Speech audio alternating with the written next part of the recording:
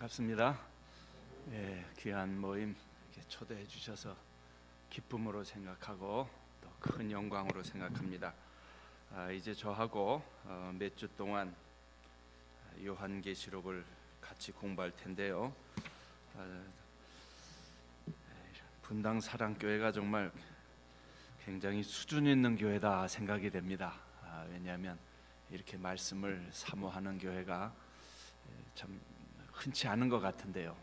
요한계시록은 특히 제일 또 좀 어려운 책 중에 하나인데 여러분이 이렇게 또 특별히 귀한 기회를 마련해 주셔서 감사하게 생각합니다. 계시록 19장 6절을 한번 같이 한번 읽어 보십시다. 계시록 19장 6절.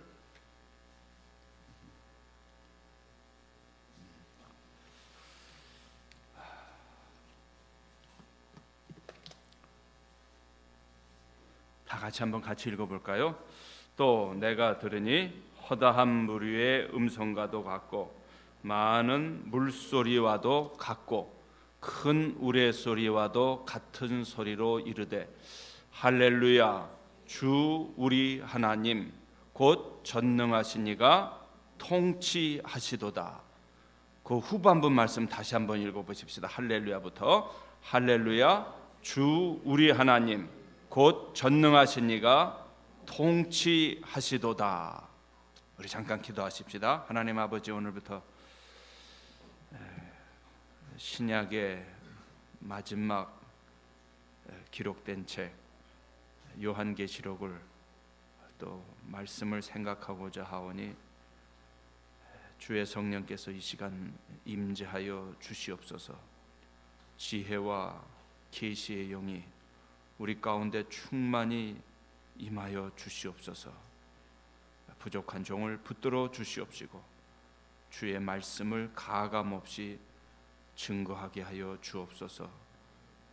계시록을 공부하며 우리의 마지막이 어떠한지 보게 하여 주시옵시고 우리의 영안을 밝혀 주셔서 눈에 보이지 아니하는 천상의 세계, 영적인 세계를 볼 수 있는 눈을 주시옵소서. 분당 사랑의 교회를 축복해 주셔서 이 구원의 놀라운 말씀을 온 세계 땅끝까지 증거하는 귀한 교회 될 수 있도록 축복해 주시옵소서. 예수 그리스도의 이름으로 기도드리옵나이다. 아멘.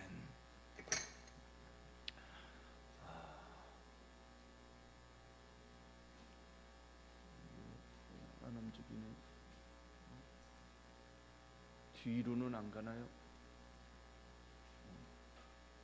예. 자, 요한계시록을 어떻게 읽을 것인가 한번 여쭤보겠습니다. 요한계시록을 한번 쭉 한번 읽어보신 분 한번 좀 손 좀 들어봐 주세요. 요한계시록을 읽어보셨습니까? 한 번이라도 괜찮습니다. 예, 내려주세요. 한 10번 정도 읽으신 분 손 좀 들어봐 주세요. 어느 교회 갔더니 어느 장로님이 한 100번을 읽으셨다고 그러시더라고요. 자, 제일 중요한 거는 여러분들이 계시록을 많이 읽는 것이 일단은 제일 중요하다고 생각합니다. 이 내용하고 친숙해지는 것이 제일 필요한데요. 사실은 교회에서 제일 많이 설교되지 않는 성경이 아마 요한계시록인 것 같아요. 잘못하면은 그 이단 소리 들을까봐 아주 굉장히 많이 조심하는 책이 요한계시록이 아닌가 싶은데 오늘 첫 시간이 사실은 굉장히 중요한 시간입니다. 제가 이제 제 나름대로 연구하면서 요한계시록을 여는 7가지 열쇠다. 그래서 좀 다른 책하고 좀 다른 면이 있기 때문에 이걸 좀 아주 중요한 그 방법들을 좀 분류를 했습니다. 자, 막 지멋대로 가네요. 뒤로는 안 가고 앞으로만 가네. 예. 자, 따라해 보십시다. 마라나 따. 고린도전서 16장 22절에 나오는 말씀인데요. 자, 여러분 마라나타 우리가 보통 많이 그렇게 얘기하는데 이제 정확한 발음을 하면은 헬라어로 하면은 마라나타가 됩니다. 자, 이 뜻이 무슨 뜻인가요? 아멘. 주 예수여 오시옵소서. 자, 여러분들 이 기도를 들으시고 계신가요? 초대교회 성도들이 간절히 기도드렸던 가장 중요한 기도 중에 하나가 사실은 이 마라나타 기도인데, 오늘날 이 한국교회가 이 기도를 새카맣게 잊어버리고 있지 않는가 생각됩니다. 북한의 지하교회 성도들, 또 중국의 지하교회 성도들은 이 마라나타 기도를 지금도 간절히 드리고 있다는 이야기를 들었는데, 한국교회에서는 언제부터인지 모르게 이 기도를 새카맣게 잊어버린 것 같아요. 이 기도를 드리는 교회나 성도님들이나 그런 공동체를 잘 들어보지를 못했어요. 실제로 강남의 어느 지역에서는, 여기 이제 분당은 강남이 아니죠. 그러니까 조금 마음 놓고 얘기합니다만, 예수님 어느 모임에서 그랬대요. 지금 오시면 안 됩니다. 지금 억소리가, 경기가 한참 좋을 때 얘기해요. 지금 하루가 다르게 억소리가 나게 이제 올라가고 있는데, 오시려면 조금 있다가 오십시오. 여러분, 제 이야기가 좀 생소하게 들리나요? 어떠시나요? 여러분, 예수님의 재림을 정말 사모하시나요? 어떤 분이 그렇게 이야기를 했어요. 예수님 왜 오셨어요? 저 지금 굉장히 바쁜데요. 조금 이따 좀 오세요. 이게 지금 한국 교회의 모습을 좀 풍자해서 말씀드리는 거예요. 제 얘기가 생소하게 들리시나요? 여러분, 하나님 나라, 새 하늘과 새 땅을 사모하시나요? 이 천국을 사모하시나요? 깨끗이 지금 한국 교회가 언제부터인지 모르게 이 종말을 다 잊어버리고 살고 있어요. 저는 그래서 그런 용어를 쓰는데, 종말 기억 상실증에 걸리지 않았나. 다시 한번 말씀드릴까요? 좀 생소하죠? 종말 기억 상실증. 그러니까 천국도 잊어버리고 예수님 재림도 잊어버리고, 지금 이제 21세기의 한국 크리스찬의 관심은 뭐냐면은 그냥 이 땅, 이 세상, 웰빙, 이게 지금 이제 모든 목표가 되어버린 것 같은 거예요. 이게 이제 성경이 말하는 이 컨텍스트하고 지금 너무 거리가 먼 거죠. 초대교회 성도들하고 21세기 우리 성도들이 거리가 지금 너무 멀다는 거예요. 모르겠습니다. 이제 하면서 이 간격이 얼마나 좀 좁아질 수 있을지 저도 잘 모르겠습니다만, 자, 제가 지금 여러분에게 계속 도전을 하고 있어요. 굉장히 좀 여러분들이 생각할 때 굉장히 아주 좀 거칠다, 처음 만난 사람이 아주 도발적이네 생각하실지 모르겠지만, 자, 한번 귀를 기울여 주시고 마음을 좀 닫지 마시고요. 자, 오늘 성경이 뭐라고 얘기하는가? 자, 우리가 아까 읽은 말씀이죠. 자, 같이 한번 다시 읽어볼까요? 할렐루야, 요 부분이죠. 할렐루야, 주 우리 하나님. 제가 익숙치가 않네요. 자, 19장 6절 같이 한번 읽어보십시다. 할렐루야, 주 우리 하나님 곧 전능하신 이가 통치하시도다. 여러분, 요 말씀을 꼭 좀 외울 수 있었으면 좋겠어요. 할렐루야, 주 우리 하나님 곧 전능하신 이가 통치하시도다. 왜냐하면 이 말씀은 요한계시록의 전체 키버스, 가장 중요한 키가 되는 말씀이기 때문에 그래요.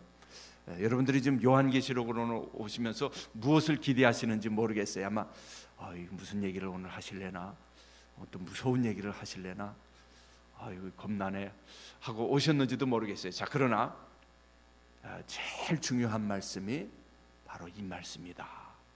자, 이제 한번 보십시다. 이제 7가지 열쇠를 제가 이제 말씀드릴 텐데, 그럼 요한계시록이라는 이 책을 여는, 문을 여는 첫 번째 열쇠가 무엇인가? 자, 타이틀 한번 같이 읽어볼까요? 요한계시록 해석, 무엇이 문제인가? 자, 조금 부정적인 관점에서 아닌 거를 지금 말씀드리려고 하는 거예요.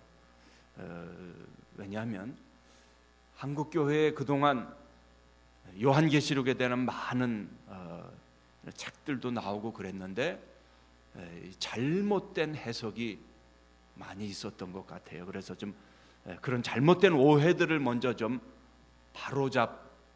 바로잡아야 되겠다 생각이 돼서 요한계시록 해석, 무엇이 문제인가?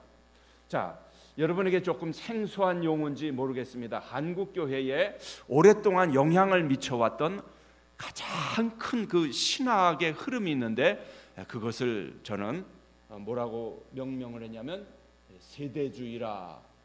이제 이 세대주의를 이끌었던 분들이 왈브르드나 스콜필드라는 분인데, 지금 미국의 달라스 신학교에서 여전히 이 세대주의가 흥황하고 있는데, 이분들이 접근하는 요한계시록 해석 방법은 뭐냐면, 제가 이름을 좀 쉽게 붙였는데 신문식 접근 방법이라는 거예요. 자, 무슨 얘기냐면 뉴스페이퍼 어프로치. 자, 신문을 읽으면서 무슨 사건이 중동에서 터졌어요. 그러면 계시록하고 비교를 하는 거야. 이거 계시록 몇 장에 예언돼 있던 거야. 이런 식으로 성경을 현대 이런 어떤 일어난 사건과 퍼즐 맞추기식으로 꽤 맞추는 방법이에요. 실제로 1991년도에 어떤 일이 일어났었냐면, 혹시 기억하시는 분 계시는지 모르겠어요. 1991년도 무슨 전쟁이 일어났죠? 혹시 생각나시는 분이 계세요? 91년도 저 중동에서 쿠웨이트 전쟁이 일어났죠. 그때 이 세대주의자들이 이제 뭐라고 그랬냐면은 드디어 아마겟돈 전쟁이 시작됐다. 중동에서 아마겟돈 전쟁이 시작돼 갖고 이제 이 전쟁이 점점 커져서 세계제 3차 세계대전이 될 거야 하고, 그리고 이제 적그리스도가 나타나고 막 이제 종말 시나리오를 쫙 계산을 해서 펼쳐내는 거예요. 그때 이제 저는 그 웨스트민스터 필라델피아에서 공부하던 시절이었는데, 근데 미국은 또 조용한 데는 조용하고 막 저쪽 세대주의 진영에서는 막 이제 세계 3차 대전 드디어 발발하다 해갖고 막 책들이 나오고 그러더라고요. 근데 이 쿠웨이트만에서 일어난 이 전쟁은 조용히 끝났어요. 3차 세계대전도 일어나지 않았고 아마겟돈 전쟁도 일어나지 않았어요. 많은 분들이 저한테도 그런 질문을 해요. 아마겟돈 전쟁이 어디서 일어날까요? 자, 여러분, 아마겟돈 전쟁이 어디서 일어날까요? 예? 왜 웃으세요? 예? 어디서 일어나요? 한국에서 일어나죠. 예, 아마도 이 겟돈 전쟁은 한국에서 일어날 가능성이 저는 많다 싶어요. 그렇죠? 겟돈하는 나라가 또 있나요? 자, 제가 좀 혼란을 일으키시는 분이 있는 것 같아요. 자, 원래 이 하르마게돈이라는 말인데요. 하르마게돈, 상징적인 표현이죠. 어떤 사실은 무기또의 산이란 뜻인데, 사실 무기또에는 산이 없어요.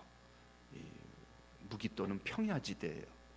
그래서 어떤 특정 국가, 특정 지역의 어떤 이런 전쟁을 말하는 것이 아닙니다. 굉장히 상징적인 표현인데 그것을 이제 잘못 해석해서 중동에서 일어나는 어떤 마지막 때의 국가 간의 전쟁으로 자꾸 해석하는 경향이 많이 있어 왔습니다. 여러분, 만약 요한계시록이 물론 예언서지만 모든 지역에서 일어나는 사건 하나하나 다 예언한다고 여러분 생각해 보세요. 전 세계에 뭐 수백 국가가 있는데 이 책 한 권 갖고 될까요? 안 될까요? 안 되죠. 어림도 없는 일이죠. 성경은 그런 방식의 예언 목록집이 아니라는 것입니다. 자, 이 전통적인 이제 해석주의, 세대주의 해석 원리가 있는데 이거 좀 넘어가고요. 자, 최근에 이 베리칩이라는 얘기 여러분 혹시 많이 들어보셨나요? 한동안 이 베리칩 때문에 많은 이 소동이 좀 있었습니다. 그래서 제가 어느 교회에서는 이 제목 갖고만 좀 저보고 특강을 해달라고 그래서 제가 한 적도 있었어요. 이 베리피케이션 칩이라고 그러죠. 이 몸 안에 조그만 그 인식표를 집어넣어 갖고 이제 그 상용하는 것이 이제 상용될 것이다. 그래 갖고 이제 문제는 뭐냐면은 막 이것과 관련돼서 드디어 이제 막 7년 대환란이 일어날 거고 이제 막 또 재림이 오고 막 그냥 그 종말론 신학을 굉장히 강렬하게 그 아주 퍼뜨리는 분들이 계시더라고요. 저한테도 문의가 와서 저도 인터넷에서 그 설교도 들어보고 강의도 들어보고 그랬어요. 또 관련된 책도 좀 읽어봤어요. 그런데 제가 제일 궁금했던 건 뭐냐? 정작 이 미국에서는 제 친구들도 많이 있고 목회자들도 있고 뭐 제 은사님도 계시고 미국의 많은 복음주의 지도자들도 계시고 정작 미국에서는 제가 보니까 조용한데 누군가가 이걸 자꾸 퍼뜨려요. 굉장히 막 긴장감을 막 조성해요. 도대체 누가 이걸 막 퍼뜨리고 있는가? 2013년도에 베리칩 시행될 거라고 막 공포심을 막 불러일으키고 긴장감을 불러일으키더라고요. 나는 예의주시했어요. 정확한 사실이 뭔가? 분명히 이것이 제가 알고 있는 미국이 그런 방식으로 막 함부로 할 수 있는 나라가 아닌데 뭐 어디다가 캠프를 져갖고 이 베리칩 안 받는 사람들은 다 그쪽에다 집어넣을 거다 막 이상한 소설 같은 이야기가 막 떠돌고 도대체 누가 베리칩을 이렇게 퍼뜨리고 있는가? 어떤 종말론주의자들이 자꾸 그냥 성도들을 이렇게 막 겁을 주고 그냥 위협을 주고 막 이런 방식의 정확한 사실에 근거하지 않은 일어났다가 없어지고 또 누구도 책임지지 않아요. 2013년도에 시행된다고 막 떠들었으면 책임져야 될 거 아니에요. 아무런 역사적인 근거가 없어요. 여러분들 이런 일에 너무 현혹되지 마시기를 부탁드립니다. 잘못된 종말론이에요. 이 종말론을 잘못 이해해서 오늘날 가정이 그냥 막 망가지고 이 성경은요 여러분 우리한테 공포심을 주려고 기록한 책이 아닙니다. 안 믿으시는 거 봐요. 안 믿으시네. 이런 얘기는 처음 들으셨나 봐요. 처음 들으셨어요? 네? 자, 제 학생 시절에 이 크레딧 카드 나오기 전에도 막 666이라는 책이 나왔어요. 그래갖고 막 그때도 막 크레딧 카드 사용하면 안 된다. 왜냐하면 이거 막 666 이거 짐승의 수다 막 해갖고 크레딧 카드 여러분 안 쓰시죠? 그래서요. 네? 여기 분당 사랑교회는 안 쓰시죠? 쓰시면 안 돼요. 네. 항상 이렇게 그냥 뭐 이유 공동체니 막 하여튼 되게 이게 이런 진원지가 어디냐면은 이게 세대주의라는 거예요. 우리 한국 교회는 이 세대주의자들이 물론 다 잘못된 것은 아니에요. 근데 이 종말론 부분에 있어서는 굉장히 아주 좀 그릇된 성경적이지 않은 종말론 사상을 영향을 미쳐왔다 생각이 돼요. 자, 이거보다 이제 조금 더 이제 심각한 문제 있죠. 자, 이 메리치비 시행단다 넘어가겠습니다. 시한부 종말론 운동이죠. 시한부 종말론 운동. 자, 이게 무슨 얘기예요? 시한부 종말론 운동이라는 게 뭐예요? 예수님이 몇 월 며칠 몇 시에 오신다는 거죠. 자, 이런 시한부 종말론 운동의 역사는 지난 2000년 동안 있어 왔어요. 놀랍게도.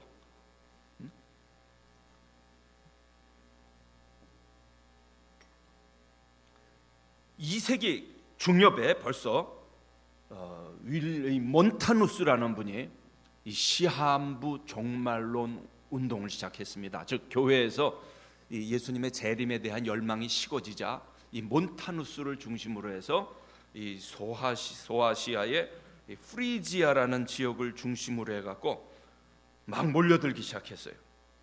그래서 이 성령의 은사를 사모하는 자들이 이제 아주 열심히 있는 성도들이 많이 모였는데 거기까지는 좋아요. 그런데 이제 이 몬타누스가 한 걸음 더 나아가서 이제 오늘날도 그런 식이죠. 집 팔고 논 팔고 다 팔아갖고 이제 예수님 오시니까 이 생업 다 포기하고 하던 일 다 멈추라, 그 다 쓸데없다 하면서 이제 공동체를 형성해서 모이는 거죠. 이런 종말론 운동을 이제 말하자면 건전하지 못한 시한부 종말론 운동이라는 거예요. 심지어는 이 몬타누스가 나중에는 자신을 뭐라고 주장했냐면 나는 보혜사 하나님이다 그렇게 주장했어요. 나는 천사도 아니고 바로 성부 하나님이요 나는 전능한 주 하나님이다. 요새도 이제 이런 사람들이 참 정신 나간 사람들이 이제 자꾸 나오죠. 자, 벌써 AD 2세기에 이런 일이 일어났고요. 자, 이제 몇 가지 이제 좀 제가 뽑았어요. 네, 윌리엄 밀러는 1844년 10월 22일 날 예수님 재림하신다고 그랬고, 에드가 위젠한테는 1988년 9월 11일. 자, 해롤드 캠핑이라는 사람은 1994년 9월에 오신다 그랬어요. 사실은 이분은 한 3번 되풀이했는데 이분의 말이 참 재미가 있어요. 예수님이 그 날과 그 시를 모른다고 그랬다. 그 연도와 달은 알 수 있다 그랬어요. 그 날과 그 시는 아무도 모른다고 그랬다. 그랬지 그 연도와 그 달까지는 알 수 있다. 그래갖고 94년 9월에 오신다고 그랬다가 2011년 5월에도 또 오신다고 그랬어요. 불과 4년 전에. 그럼 막 또 미국에서 또 좀 작은 소동이 있었어요. 근데 5월 달에도 또 안 오셨어요. 그러니까 이 해롤드 캠핑 목사님이 내가 다니엘서 날짜를 잘못 계산했다. 다시 계산해 보니까 2011년 10월이더라 하고 정정을 하셨어요. 그러고는 이제 요새는 아무 말씀 없으셨어요. 우리나라에도 1992년 10월 29일 기억하십니까 여러분? 네, 이장님 사건이 있었죠. 저는 그때 시카고에서 유학 중에 있었어요. 그때 막 시카고에까지서도 이 소식이 막 들려오고 한인 신문에도 막 이 소식이 나오더라고요. 저도 좀 긴장이 되더라고요. 예수님 오신다니까 맞이할 준비해야 되잖아요. 좋지 않아요, 여러분? 예수님 오신다니까. 근데 이제 한 가지 고민이 생겼어요. 무슨 고민이 생겼냐면 예수님이 한국 시간에 맞춰서 오실까? 미국 시간에 맞춰서 오실까? 이게 고민이 되더라고요. 그러다가 이거 뭐 누구한테 물어볼 수도 없고, 그래서 이제 나름대로 혼자 그렇게 결론을 내렸어요. 한국에서 이 말이 나왔으니까 한국 시간에 맞추실지 모르겠다. 자, 넘어가겠습니다. 자, 시한부 종말론 운동. 이런 운동은 아마 예수님 재림 때까지 제가 생각할 땐 계속되지 않겠나 생각돼요. 속지 마시기 바랍니다. 자, 근데 이거보다 더 심각한 문제가 있어요. 이건 뭐냐면은 신흥 종교들의 요한계시록 해석입니다. 이것은 가장 심각한 문제에 속합니다. 여러 해 전에 한국 장로교 총연합회에서 두 학자에게 이 한국의 이 이단들 신흥 종교들의 요한계시록 해석에 대해서 연구를 위탁해서 논문 발표를 한 적이 있습니다.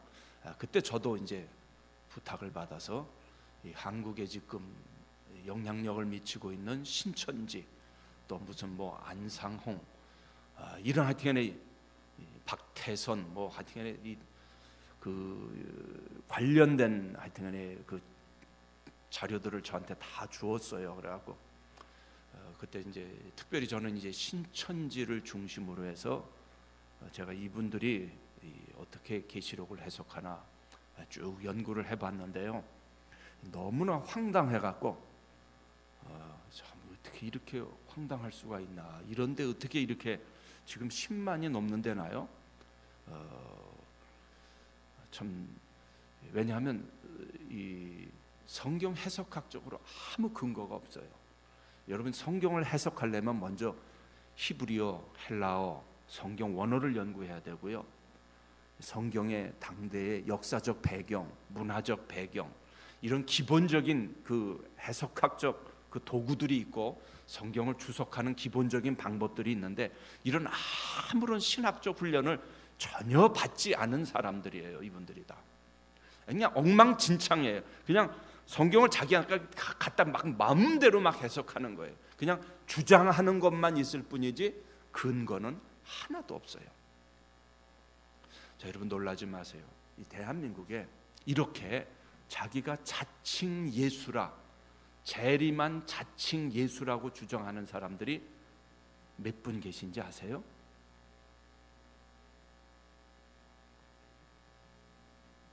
통계적으로 알려진 것만 50명. 그러니까 숨은 예수님은 모르겠고요, 제가. 통계적으로 공개적으로 자기가 재림한 예수라고 주장하는 사람만 50명이 지금 넘어요. 그런데 제가 이제 계시록을 하기, 사실 이제 제가 박사학위 논문을 계시록으로 썼거든요. 그러다 보니까 이제 한국에 오니까 저한테 계시록 특강을 학교에서도 그렇고 목회자들도 그렇고 여기저기서 좀 부탁이 있어갖고 이렇게 강연을 해요. 그래서 이런 이야기들을 이렇게 하잖아요. 그럼 여러분들은 웃는데 웃지 못하는 분들이 있어요. 아마 이제 계시록 해석한다고 강의한다고는 아마 신천지 교도들도 오더라고요, 실제로. 그래서 제가 이런 얘기를 하면 그냥 얼굴이 아주 그냥 백지장처럼 하얘져요. 그래서 제가 그런 얘기를 꼭 해요. 이 예수님 한번 좀 초청하고 싶다고다. 제 소원이 하나 있는데 이 50명의 예수님을 한번 좀 다 초청했으면 좋겠어요. 아마 그 중에는 사기치려고 자칭 예수 행세하는 사람도 있을 거고, 미혹의 영에 붙들려서 자기가 정말 재림 예수인 줄로 착각하는 사람도 있을 거고, 아마 여러 가지 종류의 사람들이 있지 않겠나 생각돼요. 근데 하여튼 재미있을 것 같아요. 한번 예수님들 한번 50명이 다 모이면 어떤 일이 일어날까?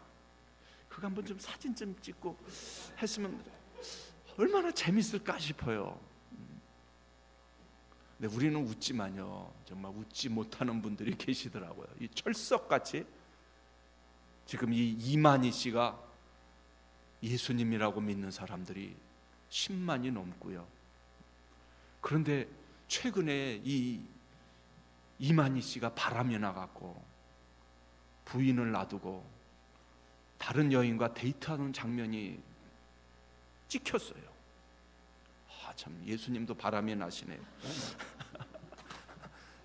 이 신천지에서 나온 책을 제가 보니까 황당하기가 그지가 없어요. 이만희 씨를 가리켜서 뭐라고 그러냐면 자기는 보혜사다. 여러분, 보혜사가 누구의 이름입니까? 예수 그리스도의 이름입니다. 성령님의 이름입니다. 또 다른 보혜사를 내가 너에게 보내주겠다. 그런데 이 이름은 말하자면 우리 사람이 가질 수 있는 이름이 아니에요. 이 이름은 하나님만 가질 수 있는 이름인데 자기를 가리켜서 보혜사라고 이름하고요. 또 자기를 가리켜서 뭐라고 그러냐면은 이 신약 27권이 이만희를 증거하기 위해서 기록된 책이라고 그래요. 서슴지 않고 그렇게 주장을 해요. 이만희가 누구냐? 성육신한 예수다. 너무너무 끔찍한 주장을 하죠. 우리 예수님이 벌써 2000년 전에 뭐라고 그러셨어요? 그리스도가 여기 있다, 저기 있다 하여도 뭐라고 그랬어요? 나가지 말라. 많은 사람이 내 이름으로 와서 거짓 그리스도, 거짓 선지자 행세할 것인데 너희들 미혹받지 않도록 조심하라. 이미 예수님께서 말씀하셨어요. 이 거짓 선지자, 거짓 그리스도들이 나타나서 표적과 기사로 많은 사람을 미혹해 할 거다 그랬어요. 문선명이도 그랬고 박태선도 그랬고, 사실 기적들을 행해요. 어떤 능력들을 행해요. 어떤 초자연적 권능들을 행해요. 악한 천사들, 악한 사탄도 자기를 광명의 천사로 가장한다 그랬습니다. 여러분, 미혹받지 마시기를 바랍니다. 예수님이 가까이 오실 때가 될수록 이런 거짓 선지자들, 거짓 그리스도들이 나타난다 그랬어요. 표적과 기사로 미혹한다 그랬어요. 여러분, 예수 그리스도는 다시 성육신 하실 필요가 없습니다. 맞습니까? 예수님이 다시 성육신 하지 않습니다. 확실하지가 않으시네. 이거 큰일 났네. 큰일 났네. 지금 흔들흔들 하시네. 왜? 예수님은 이 구속사역을 완성하셨기 때문에 다시 성육하지 않으신다니까요. 예수님이 다시 오실 때는 구름 가운데서, 영광 가운데서 오신다고 그랬다니까요. 아니에요? 왜 이게 흔들리세요? 제가 열을 내야 돼요? 아니죠? 성육신한 예수라고 주장한다니까요. 아니에요. 예수님은 구속사역을 완성하셨어요. 문선명도 그렇고요.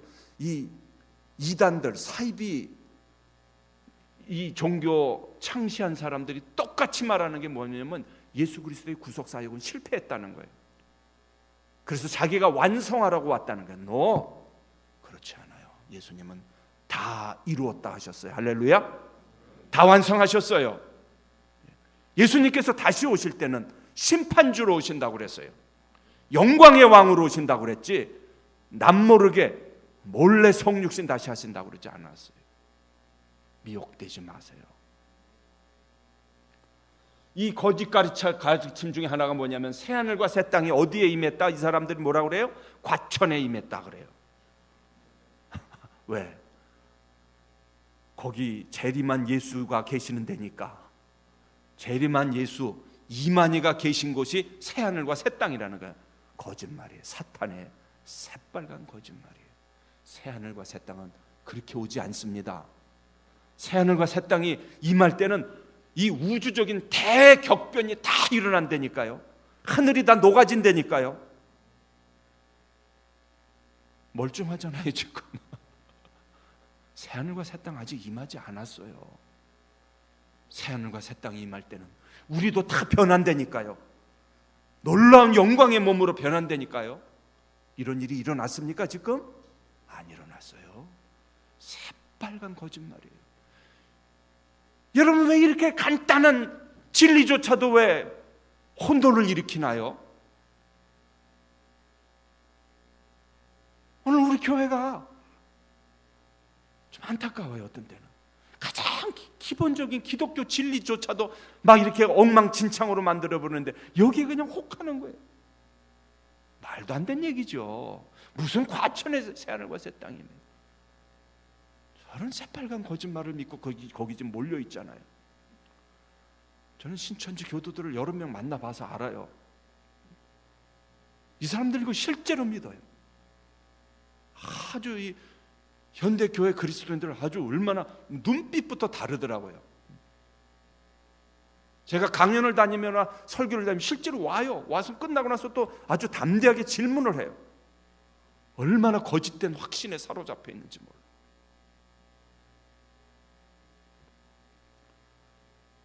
그러면서 신천지 교도들이 14만 4천이다. 이것도 역시 새빨간 거짓말이죠. 저희 가르치던 학생 중에 하나가 이 신천지 교도들 개종하는 그 교회에서 사역을 하는데 시나리오가 다 짜여져 있어요. 이만희가 죽어도 그 다음 또 이만희가 또 있어요. 하여튼간에 이 사이비 종교들은 머리들이 기가 막혀요. 그리고 신천지 교도가 그럼 14만 4천이 되면 실제로 넘으면 어떡하느냐, 그 다음 각본이 또 다 짜여져 있어요. 그 다음에는 이 수를 세는 거를 교도들을 중심으로 세지 않고 구역장들을 중심으로 센대요. 이런 새빨간 거짓말. 이 미혹의 영에 붙들린 사람들은 거짓말하는 데 대해서 아무런 두려움이 없어요.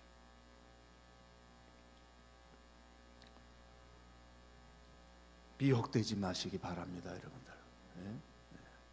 제가 얘기 들어보면 교회 장로님들 가운데도 넘어가는 분들이 있다고 들었고요. 심지어는 제가 전에 있을 때 대학 신대원에서 가르쳤던 신학생도 걸리 넘어가고 저한테 계속 전화를 해요. 저보고 오라고 그래요. 제 연구실까지 수원까지 찾아왔어요. 한번 내가 혼을 냈어요. 여러분들 지금부터 이제 하는 얘기를 정말 잘 들으시기를 바래요. 두 번째 열쇠, 두 번째 열쇠 따라해 보십시다. 요한계시록의 키워드에 주목하라. 요한계시록의 키워드, 가장 열쇠가 되는 말씀이 뭐냐, 가장 열쇠가 되는 사상이 뭐냐. 아마 여러분 아마 처음 들으신 분이 많을지 모르겠어요. 자, 거기 뭐라고 써 있어요? 하나님의 보좌. 또 뭐라고 써 있어요? 어린 양의 보좌. 자, 보좌라는 게 뭐예요? 보좌.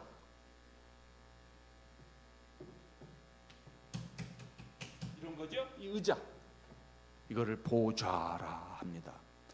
우리 한국 사람들은 참 어떤 면에서 이해하기가 편하지요. 여러분 사극 보면은 뭐가 나와요? 왕이 앉아 있는 옥좌. 우리나라에서 옥좌라고 그러죠. 왕이 앉아 있는 옥좌.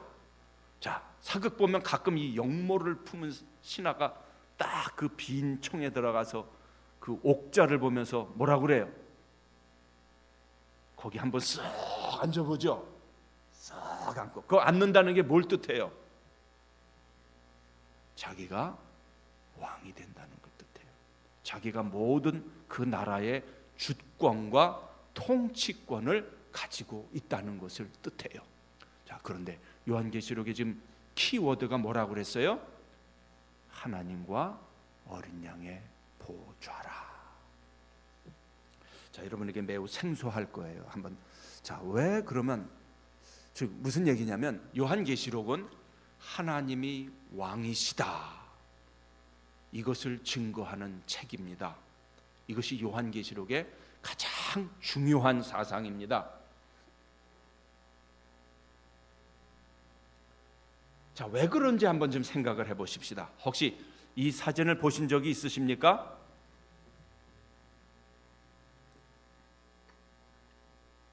이게 뭐죠? 예, 로마에 있는 콜로세움입니다. 로마의 콜로세움. 작년 4월에 제가 이곳을 방문했습니다.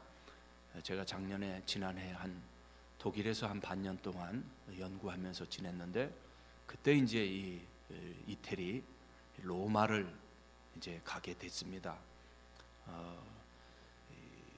독일에 와서 이제 처음 한 여행이었는데, 자동차를 렌트해 갖고 독일의 그 유명한 고속도로 아우토반이라고 그러죠. 이 아우토반을 이제 달렸어요. 독일의 이 아우토반 고속도로는 속도가 제한이 없습니다. 무제한이에요. 그래서 막 뭐 250km 이상까지도 달리려면 달릴 수가 있습니다. 저는 한 180km까지 한번 밟아보긴 밟았어요. 더 이상은 못 밟겠더라고요. 하여튼간에 한 이틀 걸려서 이 로마에 도착했는데, 이 콜로세움은 이 로마를 대표하는 아주 그 가장 유명한 관광지입니다.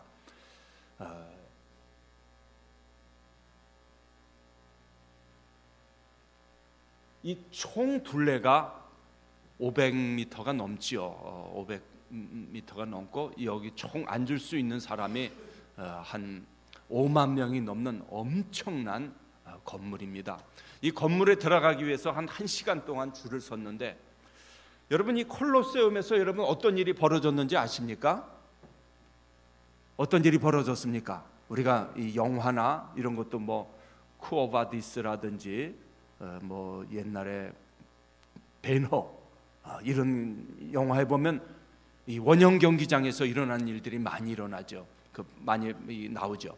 그 중에서 이제 말하자면 이 검투사들이 여기서 검투를 하고 죽임을 당하고, 그리고 이제 그리스도인들도 말하자면 이제 여기 앞에 끌려 나가서 그 순교당했던 그런 장면들이 바로 이 로마의 콜로세움입니다.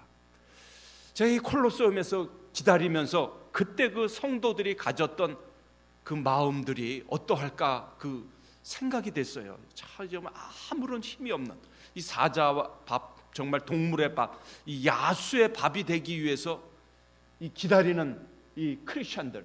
근데 이 가서 보면요, 이게 정말 얼마나 우람한지 안 들어 먹히네. 뒤로는 가지를 않아요. 왜? 앞으로만 가고 뒤로는 안 가요.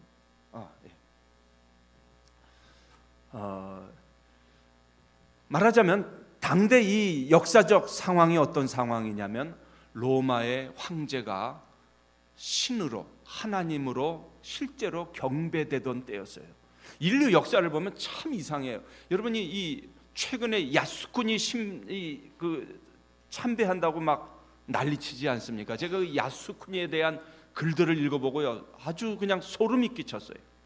실제로 로마의 천황을 지금도 신으로 참배하더라고요. 그리고 2차 대전 당시에도 정말 그 가미카제 막 특공대 하면서 막 자살, 그 특공대들 있지 않습니까? 그 죽어가면서 그 사람들이 뭐라고 하냐면, 야, 우리 다 야스쿠니 신전에서 다시 만나자. 그러니까 죽으면은 신이 돼 갖고 그 야스쿠니 신전에 다 모셔진다는 거예요. 완전히 귀신들의 집합소예요. 온갖 잡신들, 귀신들 다 모아놓은 거예요, 말하자면. 그리고 그 중에서도 로마의 천황이 신으로 참배되는 곳이 야스쿠니, 지금도 그 심벌이에요. 참 어떻게 사람이 이렇게 21세기 과학 시대를 살면서도 저렇게 어떻게 사람을, 살아있는 그 천황을 신으로 섬기고. 근데 여러분, 이거 멀리 바다 건너 얘기가 아니라 여기서 한두 시간만 북한으로 넘어가도 북한도 똑같아요. 여전히 김일성을 금수산에 살아있는 그 무슨 신전 경배하듯이 똑같이 신으로 경배하는 거예요. 로마의 상황도 똑같아요. 네로도 그랬고요. 가이사 시대 이후로부터 로마의 황제가 하나님으로 경배되던 때, 그리스도인들은 아무런 힘이 없던 때예요. 로마에 가서 보니까 제가 책으로만 보던 무수한 신전들이 여기저기 그냥 다 깔려 있더라고요. 로마의 황제들이 정말 살았던 그 초소들이 그대로 다 있더라고요. 그것이 당대 그리스도인이 처했던 상황입니다. 여러분들 혹시 카타콤이란 말 들어보셨나요? 카타콤이 어떤 데예요? 성도들이 다 지하로 들어갔죠. 제가 그 카타콤을 정말 실제로 가보았어요. 말로만 듣고 책으로만 보고 사진으로 보다가 실제로 카타콤을 가서 보니까 너무나 충격적이에요. 진짜 그곳은요, 나 혼자 들어가면 나올 수가 없어요. 관광객들을 위해서 길들을 이렇게 마련해 놓고 가이드가 꼭 같이 동행해야 되고, 만약 진짜 거기 불을 딱 꺼버린다면 나올 수가 없어요. 얼마나 미로가 심하고 이게 꼬불꼬불하고 깊이 들어가 있는지 나올 수가 없는 곳이 카타콤인데요. 이 카타콤이 얼마나 넓게 퍼져 있냐면요, 무려 얘기를 들어보니까 900km 이상 뻗쳐져 있대요. 이태리 전역에 이게 뻗쳐져 있어요. 그래서 제가 가서 본 곳만 해도 15만 뭐 혹은 30만 40만이 묻혀 있다고 그래요. 그 뭐 다 들어, 제가 볼 땐 그 측정할 수나 있기나 한지 모르겠어요. 너무나 복잡하기 때문에. 당대에 AD 300년대까지 로마에서 예수 믿으려고 하면 다 땅속으로 들어가야 돼요, 여러분. 모든 거 다 포기하고, 예수 믿는 것 때문에 다 포기하고, 그냥 그때는 크리스찬이 된다는 게 뭐냐? 그냥 땅속으로 들어가서 습한 데서 살아야 돼요. 제일 가슴 아팠던 장면이 뭐냐면요, 요만한 무덤이 있어요. 이게 뭡니까? 그러니까 아기의 유아의 무덤이에요. 너무나 습하고 이 환경이 안 좋으니까 아기들이 태어나서 뭐 얼마 살다가 살지도 못하고 그냥 죽어버리고, 아이들도 그냥 건강이 안 좋으니까 병들어서 죽기도 하고. 도대체 이 카타콤에 얼마나 많은 성도들이 묻혀 있을까? 여러분 상상이 가세요? 좀 카타콤을 다녀와서 정말 많이 눈물을 흘렸어요. 오늘 우리 현대교회 모습을 생각해 보니까, 야, 우리 현대교회는 얼마나 편리한 거 찾아요. 교회마다 얼마나 에어컨 시설, 뭐 히팅 시설, 난방 시설 얼마나 다 잘 돼 있어요. 그런데 초대교회에서는 예수 믿는다 그러면 그냥 죽을 각오 했었던 거예요. 그게 초대교회 성도들의 믿음이고, 지금 요한계시록이 쓰여질 때 그 상황이에요. 로마의 왕이 황제였고 왕이었어요. 자, 이런 상황에서 계시록을 주시면서 선포한 말씀이 바로 이것이에요. 아이고, 미안합니다. 말을 안 듣네요. 어떻게 하면 좋아요? 예? 이 어떻게 하면 백으로 되죠? 예, 됐습니다. 예, 거기서 멈춰 주세요. 예. 자, 맨 위에 거 한번 같이 읽어보십시다. 요한계시록은 하나님의 왕되심을 선포하는 책이다. 자, 여러분 오늘 다른 거 다 잊어버리셔도 좋은데요, 요 말 한마디만이라도 기억하고 가셨으면 좋겠어요. 누가 왕이시라고요? 하나님과 어린 양 예수 그리스도께서 왕이시다. 예, 앞이 보이지 않았던 시대예요. 수많은 로마의 황제들, 이 다신들, 귀신들, 잡신들 섬겼던 시대. 이때 로마의 황제가 왕이 아니다, 하나님의 왕이시다. 요한계시록을 읽어보면요, 제일 많이 나오는 말 중에 하나가 보좌라는 말이에요.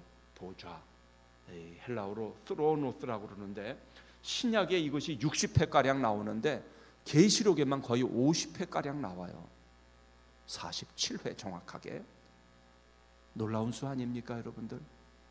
사람들이 이 사실을 그래서 쉽게 잊어버려. 그거 너무 쉽지 않냐? 뭔가 좀 신기한 게 더 있어야 되지 않냐? 아니에요, 여러분들. 저는 오늘 여러분들에게 어떤 신기하고 기이한 해석을 하려고 오지 않았어요. 성경이 말하는 대로 그 중요한 메시지를 전하려고 왔어요. 따라해 보십시다. 하나님이 왕이시다. 어린 양 예수님이 왕이시다. 여러분, 우리 핸델의 메시아라는 유명한 책이 있죠. 1, 2, 3부로 구성되어 있는데 2부의 마지막 곡에 보면은 나오는 그 아주 엄청난 찬양이 있어요. 그게 뭐죠? 할렐루야, 할렐루야. 이 찬송 잘 아시죠? 왕의 왕 할렐루야, 할렐루야. 그 다음에 전능의 주가 다스리신다. 왕의 왕, 또 주의 주. 여러분, 이 핸델의 메시아 할렐루야가 요한계시록의 가장 중요한 주제를 정확하게 드러내고 있습니다. 자, 제가 새로운 진리를 전하는 게 아니고요, 요한 칼빈 목사님이라는 아주 종교 개혁가가 500년 전에 이 세상에 태어나셨는데, 그때 이분이 아주 정확하게 잘 지적을 했어요. 자, 같이 한번 읽어보십시다. 종말의 핵심은 하나님의 선하신 통치가 완성되는 것. 종말의 핵심은 사건이 아니다. 자, 조금 생소하지요? 종말의 핵심이 뭐라고요? 종말의 핵심이 666이 아니에요. 종말의 핵심이 어떤 다른 게 아니에요. 종말의 핵심은 뭐예요? 선하신 하나님의 통치가 완성된다.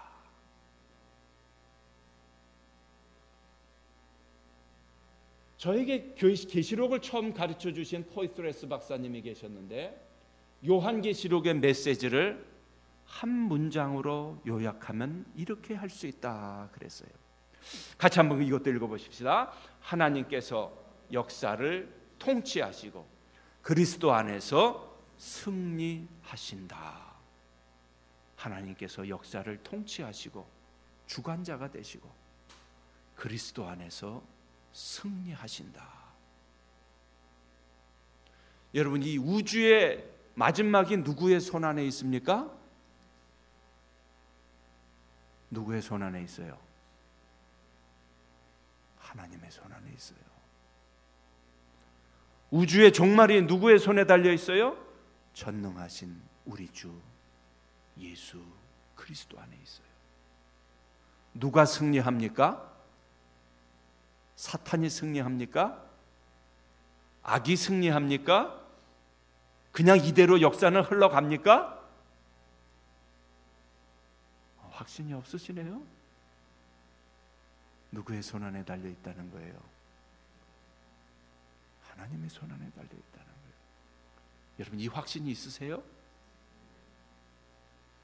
이 세상이 그냥 이대로 가는 게 아니라니까요. 계시록에 많이 나오는 하나님의 이름 중에 하나가 뭐예요? 알파와 오메가. 시작도 하나님이시요 마지막도 하나님이시라는 거예요. 자, 보세요. 이게 정말 그렇습니까? 성경을 한번 그저 간략하게 한번 훑어보면요, 정말 그렇습니다. 요한계시록 4장 5장에 보면요, 아마 다음 시간에 아마 좀 생각하려고 하는데요, 한마디로 요한계시록 4장 5장을 요약하면은 천상의 보좌 환상이에요. 이 4장 5장 두 장 전체가 하나님과 어린 양 삼위일체 하나님이 보좌에 앉아 계신 엄청난 환상이에요. 성경학자들은 이 요한계시록 4장 5장이 요한계시록 전체에서 가장 중요한 장이다. 왜냐하면요, 많은 사람들이 그렇게 생각해요. 요한계시록 하면 그 천년왕국설. 여러분, 천년왕국은 요한계시록 20장에 조금 나와요. 중요한 문제 아니에요. 요한계시록은 그 심판에 대한 거 아닙니까? 예, 맞습니다. 심판에 대한 메시지 많이 있어요. 근데 여러분, 그보다 더 중요한 메시지가 있어요. 심판을 진행하시는 분이 누구신가요? 하나님과 어린 양이시라는 거예요. 우리 주 예수 그리스도가 모든 심판의 주인이 되십니다. 예수 그리스도가 누구신가요? 여러분에게 누가 되세요? 뭐가 되세요? 우리 구세주 예수 그리스도, 우리의 주님 예수 그리스도 아니신가요? 우리 주님이라니까요. 이 심판이 하나님의 백성에게는 구원의 놀라운 소식이에요. 그러나 믿지 아니하는 자들에게는 그것은 영원한 형벌이지만, 믿는 하나님의 백성들에게는 놀라운 구원의 소식이에요. 여러분은 예수 그리스도가 오실 때 기쁨으로 맞을 준비가 되어 있으십니까? 여러분 예수님이 오시면 여러분 숨으실 거예요? 아니면 나가서 맞으실 거예요? 어떻게 하실 거예요? 예? 확신이 없으세요? 확신 다 있으시죠? 예. 아니면 그냥 조금 맞이하기가 부끄러우신가 보죠?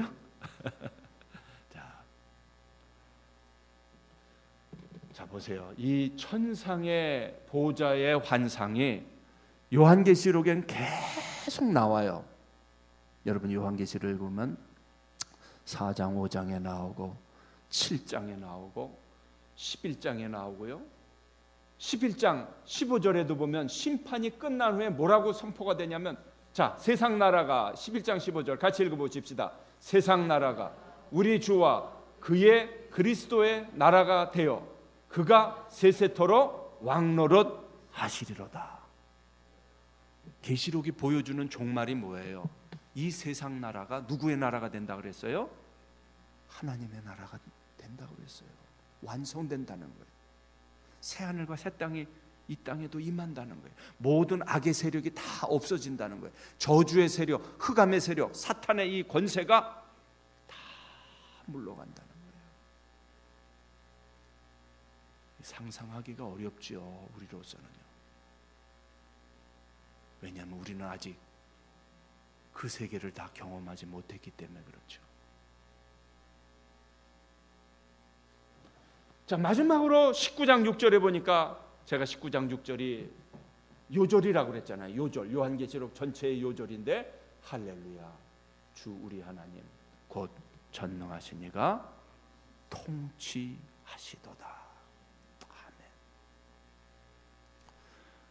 우리 마음속에 이 말씀을 들으면 한 가지 의문점이 떠오르죠. 아니 목사님, 지금 이 세상을 보세요. 어떻게 하나님이 통치하신다고 말할 수 있어요? 지금 이 땅에서 벌어지는 일 보세요.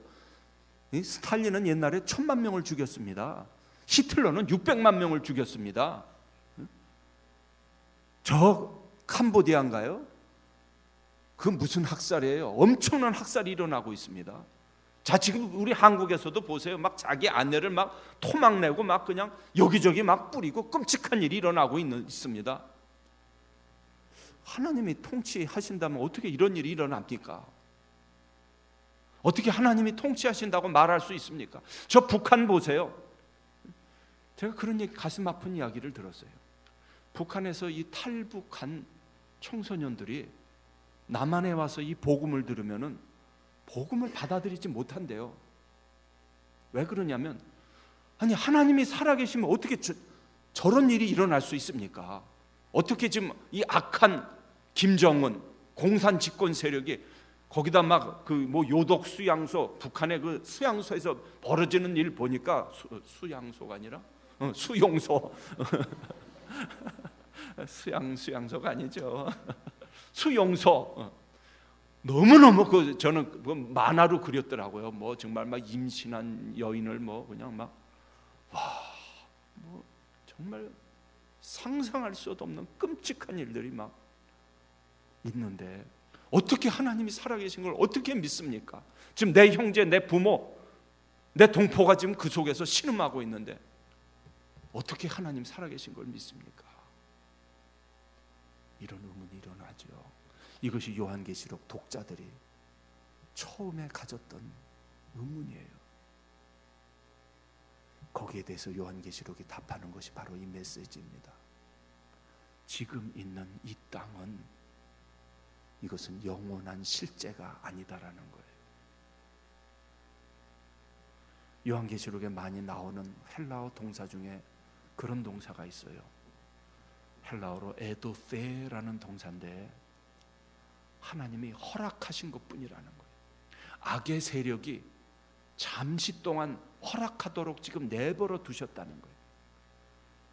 요한계시록 12장에 보면 그래서 막 용과 여인의 싸움이 나와요. 막 용이 그냥 막 여인을 잡으러 가는데 막 물을 내뿜고 막 불을 내뿜고 막 그냥 어떤 이런 신화적인 이야기가 막 이미지가 등장을 해요.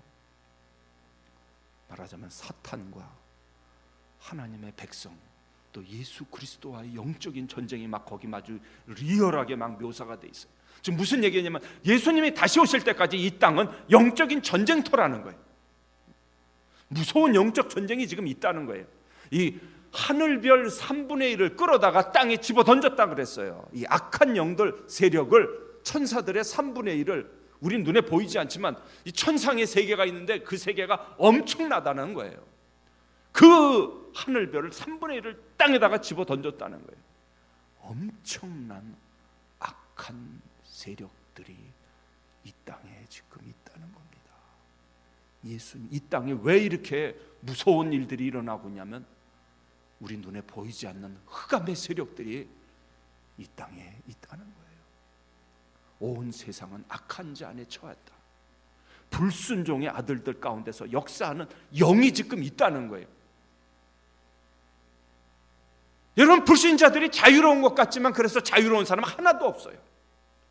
여러분, 지금 이 땅에, 지금 우리나라에 이 중독 인구가 수백만이라고 들었어요. 500만이 넘는데요. 게임 중독, 알코올 중독, 마약 중독, 한편에 온갖 종류의 중독자들이 지금 폐인같이 지내는 사람들이 수백만이 넘는데 무섭지 않습니까? 예수 그리스도 밖에는 자유가 없습니다, 여러분.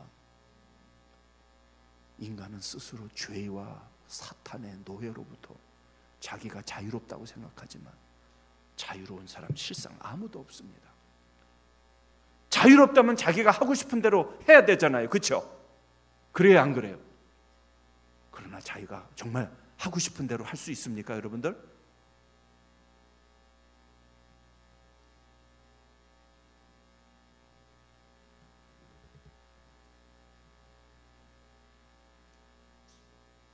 자, 놀라운 건요, 천국이 어떤 곳입니까? 요한계시록 22장 3절에 보면 놀라운 말씀이 있어요. 21장 22장에는 이 새하늘 새 땅에 대한 천국이 어떤 곳이라는 설명들이 쭉 있는데 그 중에 제일 아주 많이 등장하는 말 중에 하나가 뭐냐면 하나님의 보좌가 그 가운데 있다. 에덴 동산에 비유해 갖고 계시록 22장 1절부터 5절 6절까지 완성된 에덴, 새 에덴 동산의 모습으로 천국이 나타나는데 22장 3절에 보니까 다시 저주가 없는데 하나님과 어린 양의 보좌가 그 동산 가운데에 있다. 그리고 또 어떤 표현이 있느냐면 새 예루살렘이 또 생명수 강, 이런 것이 어디로부터 흘러나오냐면 하나님과 어린 양의 보좌로부터 생수의 강이 흘러넘친다 그랬어요. 할렐루야. 무슨 얘기예요? 새 하늘과 새 땅의 중심도 뭐예요? 하나님과 어린 양의 보좌가 중심입니다. 무슨 얘기냐면 하나님과 어린 양, 우리 주 예수 그리스도께서 다스리시기 때문에 새 하늘과 새 땅이 된다는 거예요. 그렇기 때문에 저주가 없고, 그렇기 때문에 우리를 다스리던 이 어둠의 세력들이 다 물러간다는 겁니다. 자, 이 두 번째 열쇠를 이제 좀 말씀드렸고요. 세 번째 열쇠예요. 자, 따라해 보십시다. 요한계시록은 소망과 위로의 책이다. 제 어린 시절, 청소년 시절에도 이 부흥회가 그때도 참 많이 있었어서, 요새는 참 부흥회가 잘 없어요, 교회마다. 그때는 막 한번 부흥회만 한 일주일씩도 하고 그랬습니다. 근데 그때 이제 이 부흥회 때 주로 목사님들이 이 뭐 다니엘서나 요한계시록인 어떤 이 종말론을 가지고 많이 설교를 하셨는데, 그때 들었을 때 종말론 설교를 들으면은 굉장히 무서웠어요. 종말하면은 어떤 두려움이 그냥 가득 찼어요. 막 그냥 막 아까 같은 막 666이라든지 뭐 대유성 지구의 종말이라든지 이런 책들에 근거한 설교들을 많이 하셨어요. 자, 여러분 이 사진을 혹시 보신 적이 있습니까? 처음 보시나요? 자, 저한테도 어떤 분이 카톡으로 이걸 보내줘 갖고 저도 한번 봤어요. 작년 연말에 한국의 예언자가 등장하셨어요. 그분이 누구시냐면 홍해선 전도사라는 예언자가 등장하셨는데, 이분이 뭘 예언했는가 하면은 2014년 12월 14일 오전 4시에 한국 전쟁이 발발한다 그랬어요. 자, 여러분 모르고 보내셨습니까? 네, 다행입니다. 그러면 저한테는 여러 번 막 카톡도 오고 그래갖고 인터넷을 저도 막 뒤집어 봤어요. 보니까 끔찍한 예언들을 많이 했는데, 뭐라고 그랬냐면 한국 전쟁이 이때 오전 4시에 발발하는데 그 몇 월 며칠 몇 시에 예언받았다 하는 그 날짜까지 기록하면서 뭐 5번 5탄 6탄 7탄 막 나오더라고요. 근데 그 내용이 심상치 않은 게 아주 너무너무 아주 구체적으로 예언해. 어디 일산이 폭격받을 것이다, 서울 어디 종로 어디가 불바다가 될 것이다.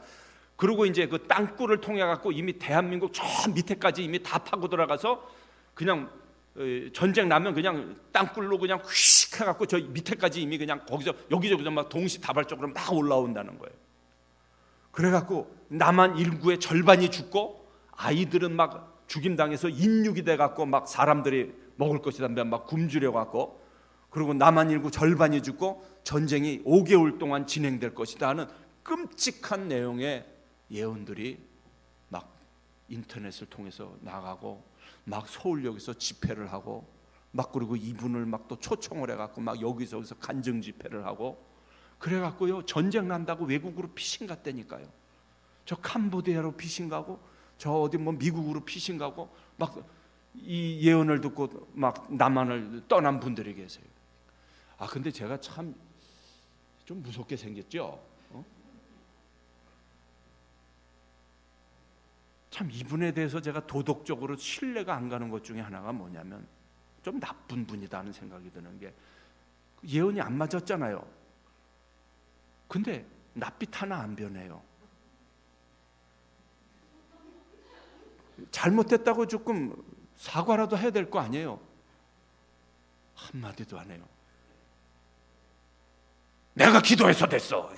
내가 기도해서 전쟁 막았다는 거예요. 내가 기도해서 전쟁 막고, 언제는 나보고 그냥 기도해달라고 그러더니 무슨 소리 하고 있냐고 막 오히려 그냥 막 대놓고 큰 소리 치고 야단치고, 그리고 또 이 예언을 듣고 따라 나간 성도들이 실제로 전쟁 났는 줄 알고 거기서 남한에 실제로 전쟁이 났대요. 그때 한 달 지났는데 뭐라고 그러냐면 지금 사실은 이 땅굴로 밑에까지 이미 다 들어와서 대기하고 있대요. 이야, 참 어떻게 좀 사악하다. 이거는 진짜 몰라서 그렇다기보다도 그 심성 자체가, 여러분 미안합니다만 성경에도 이런 예언은 없어요. 이런 허황된 예언에 조금 더 헌혹되지 말아요. 그러니까 한국의 종말론 신앙이 너무 잘못됐다. 제가 아까 그랬잖아요. 종말은 누구의 손에 있다고 그랬어요? 하나님의 손에 있다고 그랬어요. 성경 어디에도 몇 월 며칠 몇 시에 전쟁 난다고 그런 식으로 예언하지 않았어요. 메시아 예언과 관련해서만 선지자들이 직접적인 예언을 했지, 성경의 선지서 어디에도 이런 방식으로 예언하지도 않았고, 이런 방식의 예언은 이미 끝났습니다. 그런데 한국 교회는 누가 예언 기도한다고 그러면 그냥 헛바닥 빠져가요. 아주 지성인들도 빠져가고요, 어떤 데는 목사님들도 빠져가고. 한 번은 제가 어느 대학에 있을 때요, 백석대학에 있을 때 전도사님 한 분이 왔어요. 자기가 기도원에서 한 6개월 있었는데 예언 기도 받았대요. 예언 기도 받았는데 무슨 예언 기도 받았냐고 그러니까, 너는 요한계시록 6장에 나타난 백마 타고 나타난 자다. 말세에 예비된 요한계시록 6장에 나타난 백마 타고 오기로 예비된 자다. 그래. 웃기는 얘기죠. 그런 말씀이 어디 있어요? 요한계시록 6장에 나타난 그 백마 탄 자는 전도사님하고 아무 관계 없어요. 얼마나 우쭐하겠어요. 야, 생각해 보세요. 야, 내가 말세에 나타나기로 예비된 백마 타고 온 자다. 야, 얼마나 우쭐하겠어요. 여러분, 새빨간 사탄의 거짓말이에요. 그런 거 없습니다. 오히려 계시록은 뭐라고 합니까? 더하지도 말고 감하지도 말라고 그랬어요. 이 예언의 말씀에 더하지도 말고 감하지도 말라 그랬어요. 박태선이가 뭐라고 그랬어요? 나는 요한계시록 11장에 이런 동방의 감람나무다 그랬어요. 웃기는 얘기예요. 감람나무는 그건 성령님을 가리키는 거지 어떤 사람을 가리키는 게 아니에요. 허황된 예언, 불건전한 신비주의, 하나님 말씀 외에 어디서 다른 어떤 신비한 음성을 들으려고 하지 마십시오. 거기에는 반드시 사탄의 미혹의 역사가 있어요. 아멘. 네, 미혹되지 마세요. 이만희도 그렇고 다 자기가 말세에 예비된 자라는 거예요. 다 새빨간 사탄의 거짓말이에요. 그런 거 없어요. 이미 계시는 다 완료됐어요. 하나님의 완성된 계시는 이미 더 이상 주지 않으십니다. 사도들에게 완성됐지 다른 계시는 없습니다, 여러분. 요한계시록은 소망과 위로의 책이다. 아까 그랬죠. 제가 고난과 박해의 상황에서 성도들을 위로하기 위해서 주신 말씀이 요한계시록이에요. 요한계시록은 우리를 공포에 쌓여 있게 하기 위해서 주신 말씀이 아닙니다. 이 핍박받는 상황에서, 하나님의 백성들이 죽임당하는 이 상황에서 주신 말씀이에요. 하나님의 성도들을 위로하기 위해서 주신 말씀이에요. 마지막에 하나님의 손에 달려있다. 너희들을 위해서 하늘의 천국이 예비되어 있다. 그래서 우리 믿음의 조상들은 이 확신이 있었고 이 담대함이 있었기 때문에 흔들리지 않았던 거예요. 마지막 끝을 보았던 거예요. 여러분, 이 손양원 목사님, 우리 한국에도 사실 주기철 목사님이 손양원 목사님이 너무너무 훌륭한 순교자들이 정말 많았습니다. 이분들이 가지고 있었던 확신이 바로 이 요한계시록의 이 새하늘과 새 땅의 확신, 천국에 대한 분명한 확신, 이것으로 모든 것을 다 이길 수 있었던 거예요. 자, 황제 숭배, 우상 숭배, 다신론, 이것이 초대교회 상황이 성도들이 겪었던 똑같은 상황인데, 영혼의 관점에서 바라보기, 천상의 관점에서 바라보기, 믿음은 보이지 않지만 살아계신 하나님의 관점에서 보는 거예요. 영원한 나라, 그 나라에서 지금을 보는 거고요. 천상의 나라, 그 관점에서 지금 우리를 조망하는 것이 요한계시록이에요. 그래서 이 순교자들, 먼저 간 이 하나님의 종들은 이 마지막 끝을 분명히 보고 있었고 확신하고 있었기 때문에 흔들리지 않았습니다.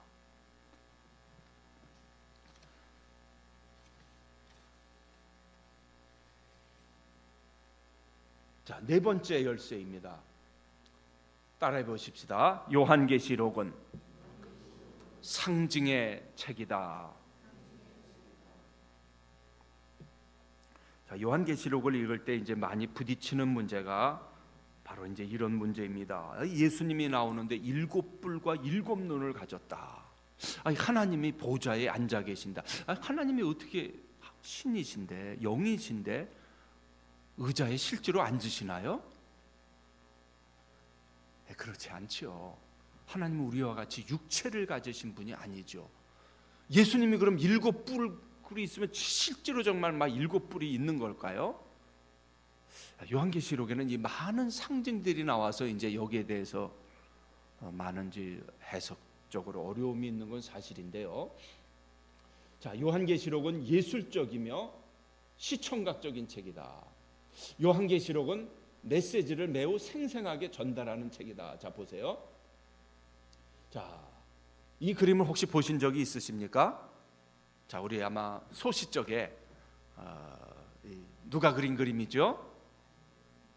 반 고흐가 그린 자기 자화상이죠. 오래전에 제가 시카고에서 유학할 때 이 시카고 아트 인스티튜트에서 이 고호 고갱전이 열렸어요.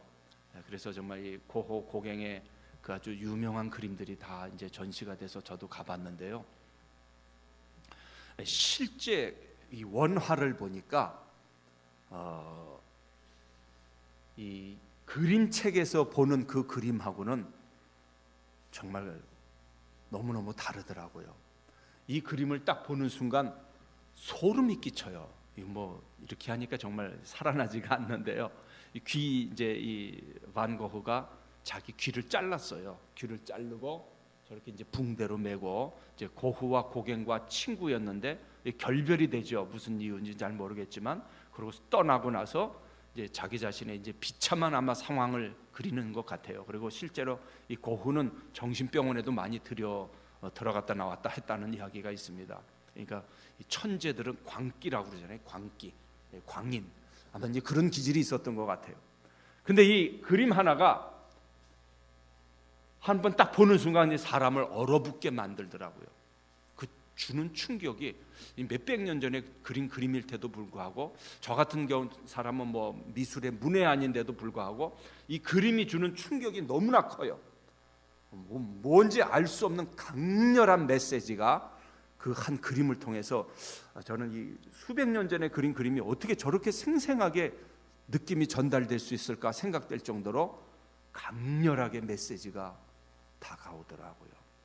요한계시록은 바로 그런 책이에요. 요한계시록이 다른 성경하고 다른 것이 바로 그런 굉장히 예술적인 파워를 가지고 있어요. 상징이라는 도구를 사용하고 있어요. 자, 이제 그 중에 대표적인 거 하나 제가 이제 인터넷에서 뽑아왔는데요. 요한계시록 5장에 보면은 이런 모습이 나타나요. 이제 사실 근데 이걸 그림으로 그리면 어떤 그 생생한 맛이 좀 죽어드는 게 있긴 하지만, 그래도 편의상 이제 이렇게 어떤 분이 아마 그린 거를 표현해 놨는데, 자, 요한계시록 5장에 보면은 예수님의 모습이 두 가지 모습으로 나타나요. 하나는 어떤 모습으로 나타납니까? 사자의 모습으로 나타나요. 예수님은 유대 지파의 사자다, 라이언이다, 동물의 왕, 라이언 킹이다, 이렇게 나타나요. 그런데 사자의 모습인 줄 알고 사도 요한이 이렇게 봤는데 무엇을 보았냐면은 어린 양, 7뿔과 7눈을 가진 어린 양을 보았다. 가만 보니까 눈이 진짜 한 7개 그려져 있네요. 보이세요? 네, 뿔도 한 7개 옆에 이렇게 만들어 놨어요. 자, 그러면서 사자와 어린 양을 이렇게 대비해 놨습니다. 다음 시간에 여러분 여기에 대해서 좀 자세히 설명을 드리겠습니다. 이 심볼, 이 상징이 가지는 의미가 무엇인지, 여기에 기독교의 핵심 메시지가 여기 담겨져 있습니다. 그래서 요한계시록은 이렇게 그림으로, 상징으로 대비를 시키면서 이렇게 보면은 엄청난 파워가 있는 책입니다. 한 편의 그림이나 한 편의 음악이, 아까 이제 핸델의 할렐루야라든지, 3부에 보면, 메시아에 보면 죽임당하신 어린 양이라는 찬양이 나타나는데, 그 찬양 하나가 주는 메시지는 제가 이렇게 말로 전달하는 것보다 몇십 배 강한 메가톤급 이런 강력한 메시지가 전달되는데, 요한계시록이 바로 그런 메시지가 있습니다. 여러분 요한계시록 12장 한번 7절을 보십시다.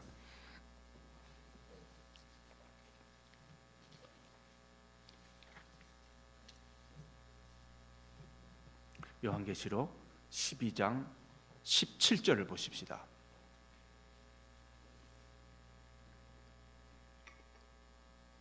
자, 같이 한번 읽어볼까요? 용이 여자에게 분노하여 돌아가서 그 여자의 남은 자손 곧 하나님의 계명을 지키며 예수의 증거를 가진 자들과 더불어 싸우려고 바다 모래 위에 서 있더라. 자, 여러분, 이 모습을 그린 그림은 아직 제가 찾아보질 못했어요. 좀 누가 좀 여러분들 가운데 좀 미술을 하신 분이 있으면, 뭐 만화라든지 이 모습을 좀 생생하게 그렸으면 좋겠다고 생각돼요. 자, 지금 어떤 모습이냐면 용이 바다 모래 위에 앉아서 아주 그냥 분노에 꽉 차갖고 여자의 남은 자손을 노려보는, 싸우려고 노려보는 모습. 이 모습이 지금 사실은 요한계시록 12장, 13장 전체를 요약하는 한 절이에요. 자, 사실은 그러면서 제가 생각할 때는 지난 2000년 동안의 교회의 역사를 요약하는 아주 핵심적인 이미지, 상징이에요. 용이, 여자의 남은 자손은 누구를 가리킵니까? 하나님의 백성, 교회를 가리켜요. 저와 여러분들을 가리키는데, 용이 여자의 남은 자손, 교회를 무너뜨리기 위해서 막 분노하고 있는 모습입니다. 제가 이 본문을 가지고 설교를 할 때 그래서 저는 그렇게 제목을 잡아요. 용의 분노라. 용의 눈물이 아니고, 웃으시는 분은 뭔가 아시는 분이에요. 용의 눈물 아시죠? 용의 눈물이 아니라 용의 분노라. 그러니까 야, 이렇게 생생할 수가 있을까? 여러분 계시록도 17장을 보세요. 계시록 17장 한번 보세요. 17장 1절을 한번 보세요. 계시록 17장 1절. 또 7 대접을 가진 7 천사 중 하나가 와서 내게 마여 이르되 이리로 오라. 다 같이. 많은 물 위에 앉은 큰 음녀가 받을 심판을 내게 보이리라. 자, 여러분 보세요. 지금 음녀가 많은 물 위에 딱 타고 앉았다는 거예요. 앉았다는 게 뭐예요? 장악하고 있다는 거예요. 그런데 여러분, 이 물이 무엇을 상징한다고 그런지 여기 보세요. 자, 15절에 보면 이 구절을 설명하고 있어요. 같이 읽어볼까요? 17장 15절입니다. 또 천사가 내게 말하되 내가 본 바 음녀가 앉아있는 물은 백성과 무리와 열국과 방언들이니라. 여러분 무섭지 않습니까? 음녀가 많은 무리와 열국들, 백성들을 꽉 쥐어차고 꿰어차고 장악하고 지금 있다는 거예요. 여러분 소름이 안 끼쳐요? 저는 이거 조용히 묵상하다가요 막 소름이 끼쳐요. 막 음녀, 여기서 특별히 음녀라는 거는 정말 정말 뭐예요? 그 모든 음란한 일을 행하는 여인, 말하자면 이런 그런 영이 온 세계를 지금 다 장악하고 있다. 야, 그렇구나. 여기서 예외가 될 사람은 하나도 없다는 거예요. 요즘 전 세계에 이런 음란한 영이 이렇게 횡행하는 이유가 무엇이냐? 이 17장 1절의 말씀이에요. 소름이 끼쳐요. 이 계시록에 이게 이렇게 생생하게 메시지를 전달하는 거예요.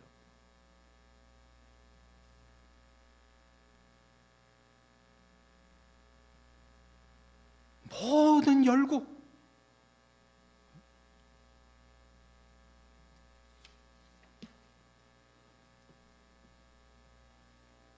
자, 아까 제가 이 아마겟돈이란 말을 잠깐 했는데 이거를 자꾸 어떤 특정 국가, 특정 지역으로 생각할 수 없는 이유를 말씀드리는 거죠.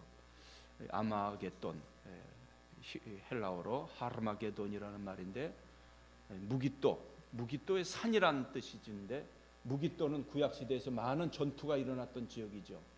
그렇지만 무기또의 산이란 것은 없죠. 무기또는 평야지대이기 때문에 무기또는 하지만 무기또 하르마게돈 하면 산이기 때문에 실제로는 존재하지 않는, 그래서 묵시적인 상징이다, 상징적인 표현이다라는 거죠.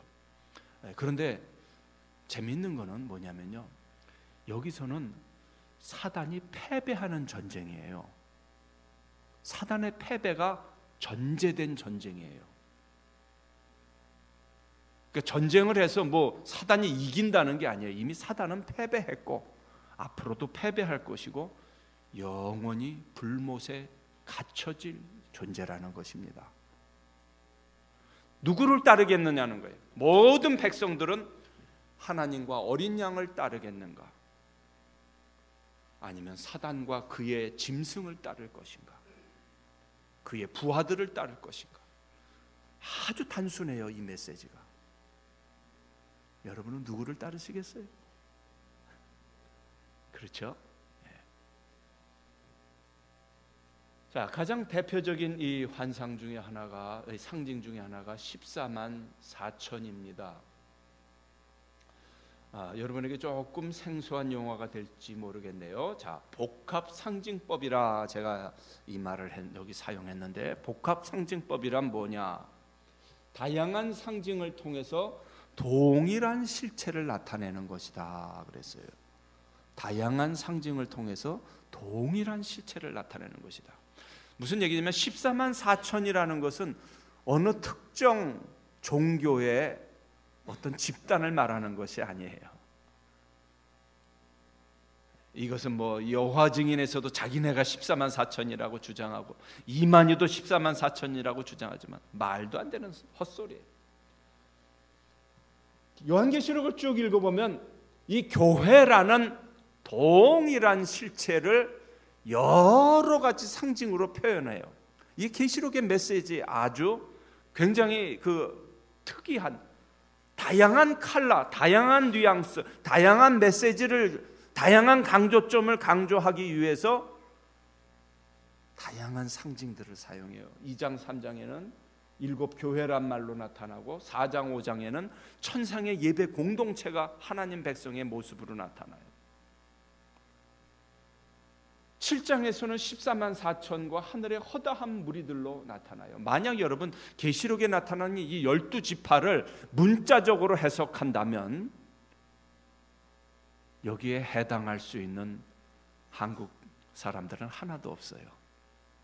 이 12지파를 문자적으로 해석하면은 14만 4천도 문자적으로 그대로 해석하면은 이스라엘 백성만 아마 해당된 거예요. 그러나 여러분 이 성경이 기록될 당시에도 이미 12지파는 다 없어져 버렸어요. 종족을 찾기가 어려워요. 그렇기 때문에 이것은 문자적인 이스라엘 14만 4천을 뜻하는 것이 아닙니다. 상징적인 표현이고 하나님 백성 전체를 상징하는 것인데, 특별히 이 천이란 단위가 이스라엘 백성들에게 이 계수할 때는 무엇을 의미하냐면 군대적인 의미가 있었어요. 그래서 이스라엘에서 이 숫자를 셀 때는 대개 언제였냐면 군인들의 수를 셀 때 이 용어들을 사용했어요. 그래서 이 14만 4천은 무엇을 상징하냐면 하나님 백성이 이 땅에서 전투하는 영적 군대를 상징하기 위해서 저는 14만 4천을 사용하지 않았나 생각해요. 11장에 보면 두 증인의 모습이 나타나요. 말하자면 이것은 여기서 나타난 두 증인은 숫자적, 수학적 2명을 뜻하는 게 아니고요, 하나님이 백성이 이 땅에서 사명해야 될 증인의 사명을 감당하기 위해서 두 증인이라는 말을 썼어요. 12장에 보면 태양으로 둘러싸인, 우리말 성경에는 해를 옷 입은 여인이라, 태양으로 옷을 입은 여인. 여러분 태양으로 옷을 입었다는 건 이거 상상이 가세요? 얼마나 휘황찬란하겠어요. 그런데 교회를 향해서 말하기를 하나님의 백성들은 태양으로 옷을 입은 여인들과 같다 그랬어요. 저와 여러분들이 나중에 그렇게 빛난다는 거예요. 안 믿어지시죠? 믿거나 말거나 하나님의 말씀을 안 믿으시네요. 요한계시록이 강조하는 게 뭐냐면은 하나님의 백성이 얼마나 영화로운 존재로 변하는가, 하나님의 보시기에 하나님의 백성이 얼마나 찬란하게 빛나는 존재인가. 자, 여러분 옆에 성도님들 한번 보십시오. 성도님을 배우니 예수님을 배우는 것 같네요. 한번 좀 얘기 좀 해보세요.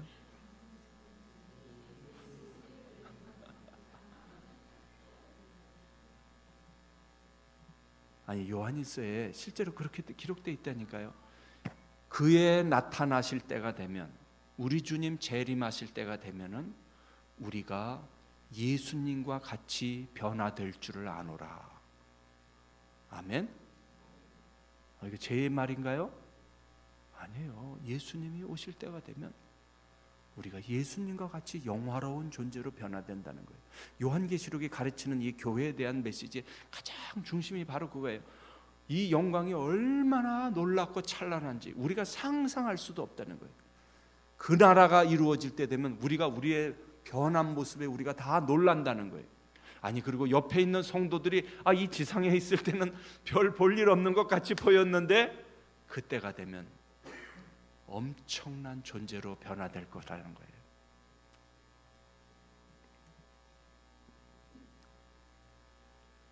자, 14만 4천은 하나님 백성의 군사됨을 강조한다.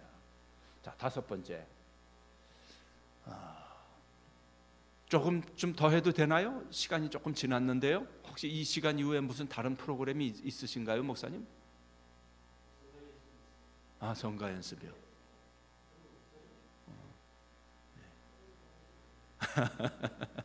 네. 자, 다섯 번째 열쇠 따라해 보십시다. 요한계시록은 종말의 시간표가 아니다. 저도 이것을 깨닫는데 적지 않은 시간이 걸렸습니다. 요한계시록은 종말의 시간표가 아니다. 이 세대주의자들은 요한계시록을 연구하면서 우리 주위에 이제 계시록을 연구한다는 분들이 흔히 잘못하는 게 뭐냐면 이 어떤 종말의 시나리오를 자꾸 만들려고 그래요. 종말이 일어나면 어떤 순서로 일어날 것인가. 자, 그래서 이 세대주의자들이 주장하는 이 재림 스케줄을 보니까 예수님이 이렇게 얘기해. 예수님 초림 사건, 그리고 이제 지금은 교회 시대, 그리고 이제 휴거가 일어나고 7년 대환란, 그리고 이제 이 땅의 천년 왕국, 그리고 사단이 잠깐 놓였다가 부활 심판하게 되고 만물이 나중에 새롭게 된다. 어떤 이 종말의 시나리오 스케줄을 쫙 잡아놨어요. 그러니까 그 스케줄에 보니까 예수님이 한 3번 재림하기도 하고 4번 재림하기도 하고 그러더라고요. 아주 헷갈리게 해놨어요. 그런 거 아니다. 계시록은 종말의 시나리오를 작성하기 위해서 주어진 책이 아니라는 거예요. 지금 무슨 얘기냐면 1장이 있고 2장, 2장이 있고 나서 3장, 4장이 있고 나서 5장, 5장 사건이나 그런 6장, 어떤 이 시간표 순서대로 마지막으로 이렇게 이제 21장, 22장은 맨 마지막에 일어나는 사건이다. 이런 게 아니라는 거예요. 혹시 여러분이 지금까지 그렇게 생각하셨다면 잘못 생각하신 거라는 거예요. 요한계시록은 말하자면 시간 순서대로 일어날 일들을 이야기한 게 아니라는 거예요. 한 번은 제 딸이 그러더라고요. 아빠 요한계시록 한다며 지금은 계시록 몇 장까지 진행됐어 그러더라고요. 어디서 뭔 소리를 듣고 왔는지 지금 우리는 지금 어디쯤 살아? 우리는 계시록 몇 장쯤에 살아 지금? 몇 장 남았어 이제? 자, 여러분, 이런 생각을 송두리째 뒤집는 말씀이 있어요. 한번 요한계시록 5장 보세요. 요한계시록 5장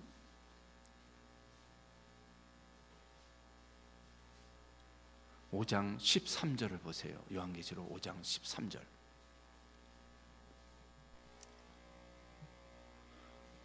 자, 같이 한번 읽어보십시다. 내가 또 들으니 하늘 위에와 땅 위에와 땅 아래와 바다 위에와 또 그 가운데 모든 피조물이 이르되 보좌에 앉으신 이와 어린 양에게 찬송과 존귀와 영광과 권능을 세세토록 돌릴지어다 하니 내 생물이 이르되 아멘하고 장로들은 엎드려 경배하더라.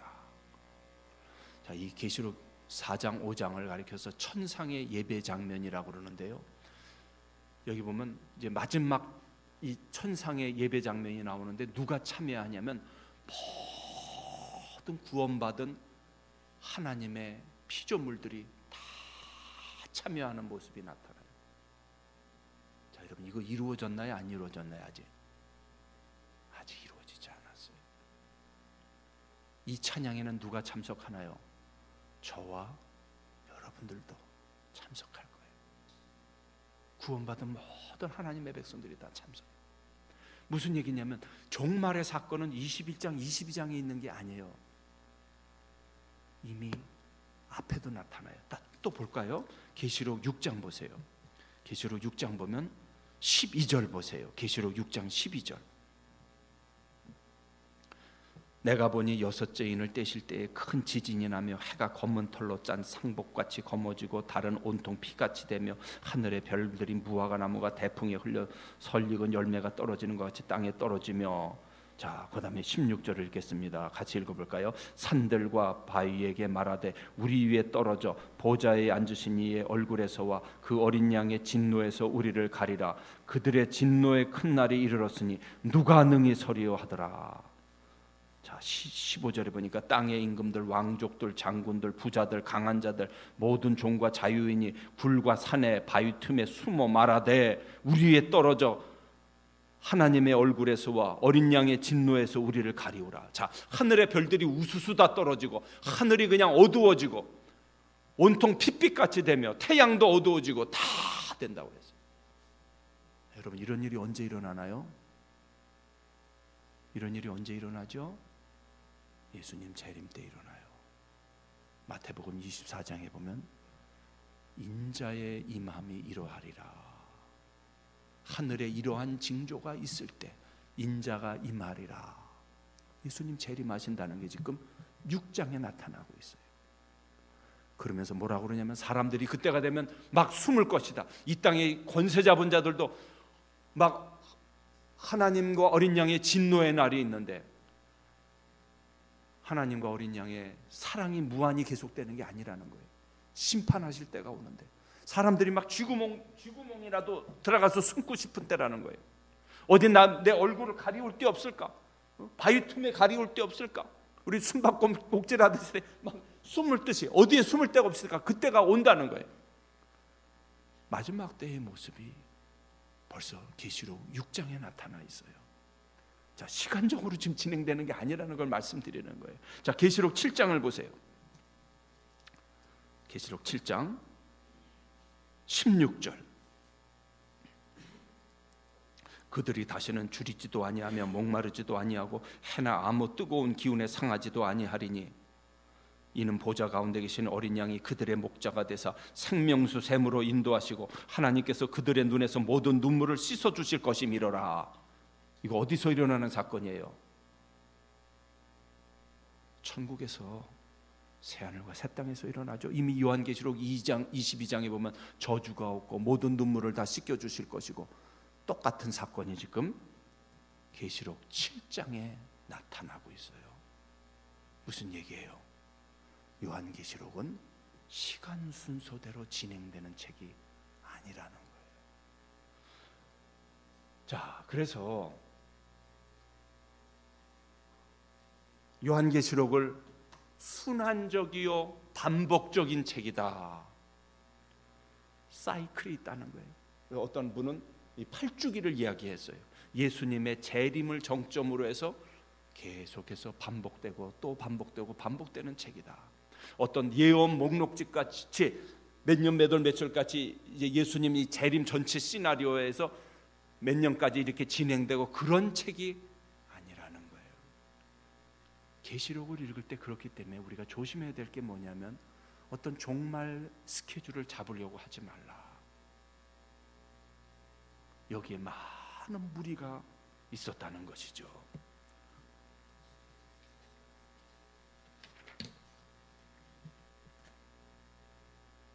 자, 6번째 이제 다 맞춰갑니다. 따라해 보십시다. 요한계시록은 최고의 복음이다. 자, 제가 아까도 여쭤봤는데 또 한번 여쭤볼게요. 여러분들은 오늘 죽어도 천국 갈 준비가 돼 있으십니까? 예, 감사합니다. 요한계시록은 최고의 복음이다. 오래전에 이 최건능 목사님이 우리 아주 그 간략하게 복음을 핵심적으로 요약했죠. 뭐라고 그랬어요? 예수, 천당, 불신, 지옥. 굉장히 미련하게 보이는 말이죠. 그러나 제가 생각할 땐 그것은 누가 뭐라고 해도 복음을 핵심적으로 요약한 말씀입니다. 그런데 아쉽게도요, 요즘에 천국 지옥 설교를 듣기가 어렵습니다. 요한 웨슬레는 지옥에 대해서 설교하는 것이 가장 효과적인 복음 전도 방법이라고 그랬어요. 요나단 에드워드라는 목사님이 계셨는데 그랬어요. 사람들이 지옥의 고통을 5초만 느낄 수 있었으면 좋겠다. 5초만 지옥의 고통을 느껴도 아마 이 세상에서 그 누구도 함부로 죄를 짓지는 못할 거다. 한국교회가 언제부턴가 아마 90년, 2000년대 넘어서부터 이 천국에 대한 소망이 너무나 옅어졌다. 참 안타까운 건요, 전 이 신학계에 주로 있고 학자들을 많이 상대하지만 지금 천국을 부정하는 신학자들이 한국에도 이미 적지 않게 들어와 있고요, 구라파에 있는 신학자들 가운데는 이미 잘못된 신앙의 영향으로 천국을 부정하는 신학자들 많아요. 지옥을 부정하는 신학자들 많아요. 그런데 이게 바다 건너 먼 나라 얘기가 아니라 지금 이미 한국에도 많이 들어와 있다. 근데 계시록은 최고의 복음이다. 우리가 예수 믿고 구원받고 그걸로 끝나는 게 아니라 하나님께서 우리를 예비하신 새하늘과 새 땅, 천국으로 들어가는 소망이 남아있는 것. 그렇기 때문에 이 요한계시록은 하나님의 백성에게는 두려움의 책이 아니라 이것은 최고의 저는 복음이라고 저는 믿습니다. 자, 천국과 지옥은 실제한다. 보통 사람들이 많이 말하죠. 지옥이 따로 있나? 여기가 지옥이지. 그 당하는 고통이 얼마나 끔찍했으면 저런 말을 하겠어요. 그러나 지옥은 상상 그 이상이다. 천국도 우리가 상상하는 그 이상의 천국이고, 하나님께서 저는 그렇게 생각해요. 왜 천국에 대한 말씀을 생각보다 많이 이렇게 주시지 않았어요. 21장 22장에 주시고 여기저기 조금씩 주셨는데 그렇게 많이 주시지 않았어요. 요즘에 이 천국 갔다 왔다는 분들이 이제 참 많더라고요. 이제 저는 뭐 어떤 책은 근데 조금 좀 믿어지지가 않아요. 어떤 그 집사님이 쓰셨는지 여성도님이 쓰셨는데 한 2-3천 번 갔다 와셨다고 하더라고요. 2,000번인가 3,000번 갔다 오셨는데 자기가 가고 싶을 때 간대요, 그냥. 그래서 저는 아이고 야, 사도 바울도 안 그랬던 것 같은데 이분은 사도 바울보다 더 계시를 많이 받았나? 뭐 어떻게 2,000번, 3,000번씩 가? 근데 이제 제가 의심스러운 게 그거예요. 뭐냐면은 나는 한번 가, 정말 내가 가면 나는 안 올 텐데 이 세상에. 그렇잖아요, 여러분들. 천국을 경험했는데 진짜 천국을 경험했다면 이 세상에 오고 싶을까 하는 그런 생각이 들어요. 그래서 자, 좌우지간 저는 어떤 성경 외에 그것에 대해서는 그냥 참고할 뿐이지 저는 거기다가 뭐 어떤 거기 나오는 내용을 여러분들이 다 믿지도 마시고요. 그리고 설사 천국을 뭐 경험했다 할지라도 저는 그런 생각이 들어요. 천국 몇 군데나 갔다 오셨는가 묻고 싶고요. 무슨 얘기냐면 하나님께서 지금 이 지상의 물질계도 여러분 우리가 다 경험할 수 있나요, 없나요? 없죠. 자, 여러분들 가운데 지구 말고 다른 별에 갔다 오신 분 혹시 계십니까? 달 정도는 다 갔다 오셨죠, 우리 분당 사랑교회 성도님들은 달은 다 갔다 오셨죠? 자, 우리가 지금 별 하나도 지금 가보지 못했잖아요. 근데 이 별이 이제는 다 없어졌죠? 많이 이제 하늘에서 다 없어졌죠? 없어졌나요? 안 보인다고 없어졌나요? 안 보인다고 없어진 거 아니죠. 셀 수가 없죠. 무한하죠. 이 우주란 건 무한해요. 근데도 하나도 못 갔어요. 하물며 여러분, 하나님께서 하나님의 백성들이 살아갈 영원한 나라, 그 나라를 그저 뭐 요만하게 만들어 놨겠어요. 가끔 그 읽어보면 그런 얘기가 나요. 누구는 못 봤대. 천국에 가니까 뭐 조용기 목사님이 없더래. 어떤 분이 그렇게 썼더라고요. 그래서 뭐 누구도 없고 뭐 테레사도 없더래. 뭐 막 그래서 이 땅에서도 우리가 누가 어디 있는지 찾기 어려운데 이 지구상에서도 누구 하나 없어져 봐요. 어디 숨었는지 어떻게 찾아요? 그래서 조금 좀 그런 생각이 들어요. 좌우지간 우리 알라고 할 필요도 없고 하나님께서 다 가르쳐 주셔도 모르기 때문에 우리가 하나님께서 다 알려주시지 않았다 생각됩니다. 자, 마지막으로, 자, 사실은 이거 뭐 다 자세히 설명하려면 시간이 뭐 너무 많이 가죠, 그렇죠? 자, 요한계시록의 7번째 열쇠, 중요한 주제에 집중하라. 요한계시록에 중요한 주제들이 있습니다. 요한계시록을 참 설교할 수 있습니다. 저는 요한계시록으로 사경에도 인도해봤고 부흥회도 했지만 요한계시록이 정말 놀라운 책입니다. 여기 이제 중요한 주제들을 썼어요. 하나님이 알파와 오메가이시다.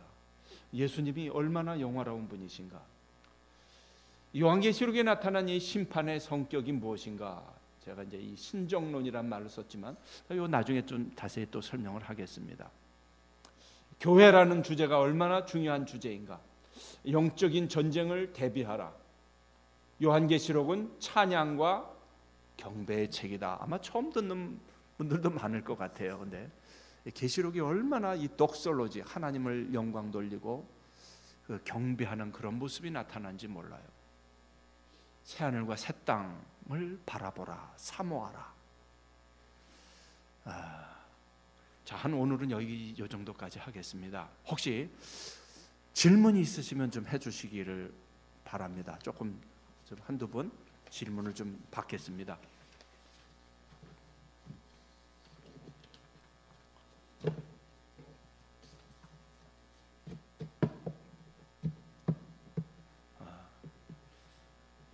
내가 여태까지 알고 있었던 거하고 조금 어쩌면 너무 다르다 뭐라든지 괜찮습니다.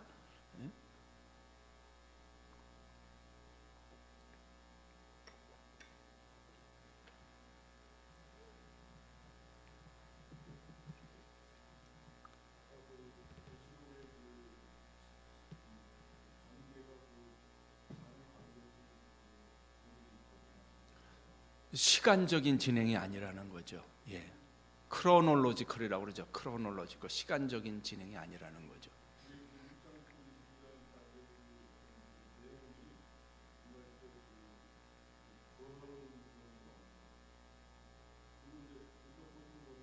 예, 그 아닙니다.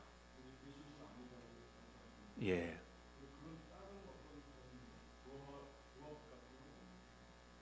그러니까 이제 사이클. 그래서 이 예수님의 재림을 정점으로 한 사이클이 있고요.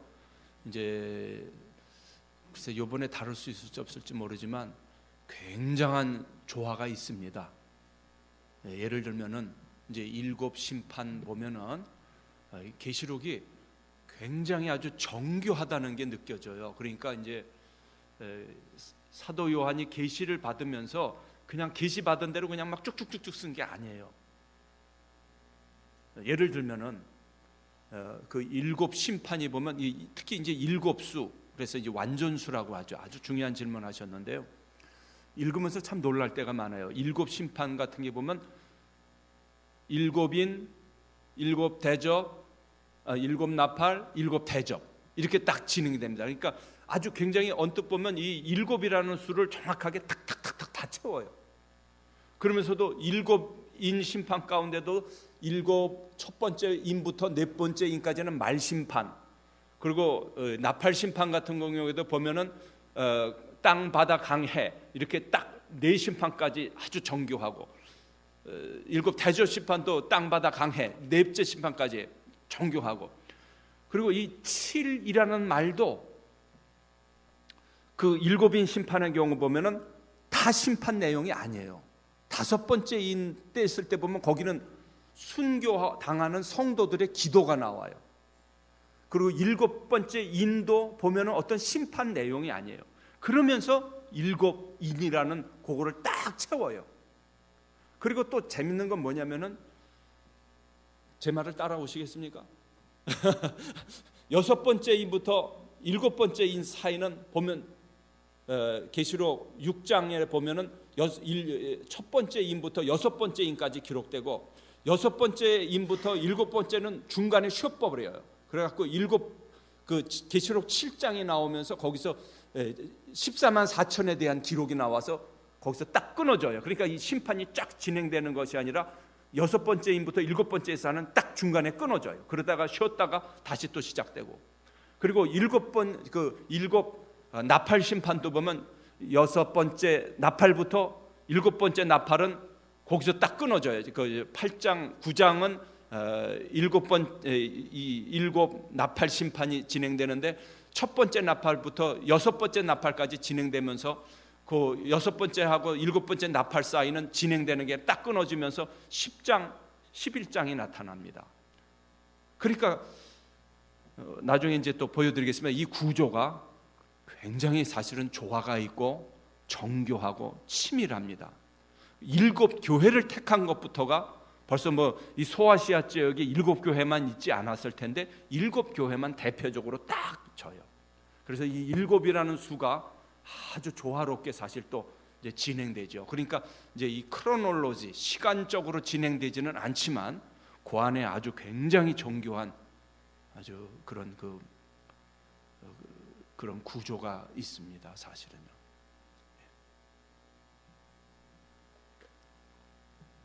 네, 제가 기도하고 마치겠습니다. 하나님 아버지, 오늘 첫 시간 요한계시록 7가지 열쇠 말씀을 나누었습니다. 어려운 말씀도 있었을 텐데 우리 성도님들이 이렇게 하나님 말씀 사모하는 마음으로 듣게 하신 것을 감사하고 감사드립니다. 이제 남은 시간 계속해서 이 계시록 강해할 때도 주께서 지혜를 주시고 은혜를 주셔서 우리에게 큰 은혜와 유익의 시간이 될 수 있도록 도와주시옵소서. 예수 그리스도의 이름으로 감사하며 기도드리옵나이다. 아멘. 이 사실 첫 시간이 여러분에게 조금 어려울지도 모르겠어요. 근데 녹음을 좀 하셨는지 모르겠습니다. 이것을 좀 반복하시면서 이렇게 좀 들으시면은, 왜냐하면 첫 시간에 제일 중요한 요점들을, 아주 에센스들을, 엑기스들을 사실은 많이 말씀했습니다. 그래서 좀 반복해서 이렇게 들으시면 좀 더 좀 좋지 않겠나 생각이 됩니다. 예, 감사합니다. 예. 네, 다시 한번 우리 목사님께 뜨거운 박수 한번 더 부탁드리도록 하겠습니다. 앞으로 이제 계속 좀 이제 강의가 이어질 거고요. 이제 요한계시록의 첫 번째 베일이 좀 벗겨졌습니다. 그래서 여러분들이 또 새로운 시각을 좀 볼 수 있는 그런 기회가 되셨으면 좋겠고요. 우리 김주선 교수님께서는 그 음반도 내실 정도로 이 찬양이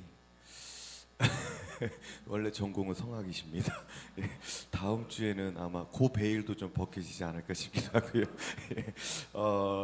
고생들 많이 하셨고요. 정리 간단하게 부탁드리고 우리 다시 한번 하나님께 뜨거운 영광의 박수 올려드리고